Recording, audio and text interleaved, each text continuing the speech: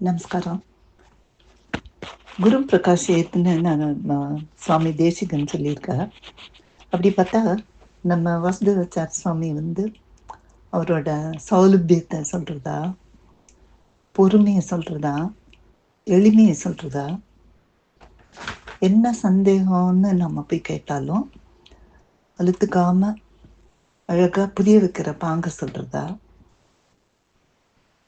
ஸ்ரீபாஷ்ய தமிழாக்கம் ஆகட்டும், தத்துவமுக்தா கலாபம், அப்புறம் திவ்ய பிரபந்தம், வியாக்கியானம், இப்படி எல்லாமே எவ்வளவோ தமிழ், சான்ஸ்கிரிட், இங்கிலீஷ்னு எழுத்து மூலகமாக, அப்புறம் உபன்யாசம், காலக்ஷேபம், அப்படியும்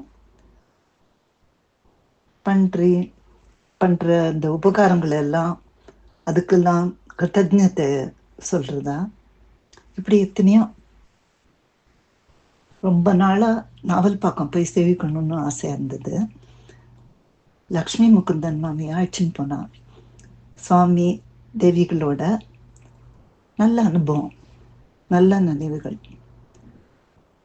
அப்படி அப்புறம் திருவேந்திபுரம் சம்பிரோக்ஷணத்தும் போது நாங்கள் வித்வான்கள்லாம் உட்கார்ந்துருந்தா அந்த இடத்த பிரதட்சணம் வந்தப்போ சுவாமி இருக்கிற இடத்துக்கு அவரை பார்த்தத சந்தோஷத்தில் ஒரு கை கூப்பிட்டு ஒரு ஃபியூ செகண்ட்ஸ் ரொம்ப நிதானமாக நடந்து போனோமா.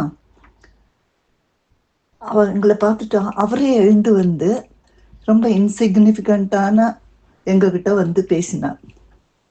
அப்படிப்பட்ட ஆச்சாரிகள் எங்க, நாம எங்க அப்படின்னு ரொம்ப நெகிழ்ந்து போனோம். ஒரு கண் ஆச்சாரிய கட்டாட்சம் 3 சிவன் கண்ணு, 8 பிரம்மா கண்ணு, 1000 நாராயணன் கண்ணு, ஆக 1011 கண்களுக்கு மேற்பட்டதுன்னு சுவாமி தேசிகன் சுபாஷித நீதியில சொல்லிருக்கார். அப்படிப்பட்ட ஆச்சாரிய கட்டாட்சம் நம்ம ரட்சிக்கட்டும். சுவாமிக்கும் பெருமாள் ஆச்சாரிய கட்டாட்சம் அனுகிரகம் மேல் மேல தொடரட்டும் அப்படின்னு பிரார்த்திச்சுக்கிறேன். தன்யாஸ்மி. அடியன் கீதா.